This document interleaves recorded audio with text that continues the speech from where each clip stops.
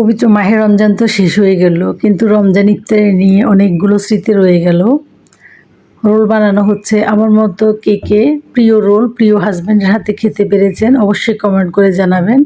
পুরটা আমি রেডি করে দিয়েছি, রুটিটাও রেডি করে দিয়েছি। এরপরে বাবা আর মেয়েতে মিলে রোল তৈরি করে ফেলছে। বাইরের ইফতারিও আমি 2 দিন কিনে খেয়েছি, কিন্তু ঘরে বানানো ইফতারিতে মনে হয় যেন ভালোবাসা একেবারে মিশে থাকে। তো আমার হাজব্যান্ড খুব সুন্দরভাবে রোল বানিয়ে ফেলছে।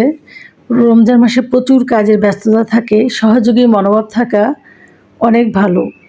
তো আমার হাজব্যান্ড কিন্তু অনেক আদর যত্নে গড়ে ওঠা একজন পুরুষ বা ছেলে যাই বলুন, ওনার পরিবার উনি অনেক আদর যত্নে গড়ে উঠেছেন। কিন্তু আমার কষ্ট দেখে মাঝে মাঝে আমাকে হেল্প করেন। তো ওনার হাতের রোল খেতে আমরা অভ্যস্ত। প্রতি রমজানে আমাদেরকে রোল খাওয়াতে হবে। খুবই মজার হয়ে থাকে। আমার বাইরের রোলের থেকে আমার ঘরের রোলটা আমার ছেলে মেয়ে থেকে শুরু করে আমার শাশুড়ি মা, আমরা খুবই পছন্দ করে থাকি ওনার হাতের রোল।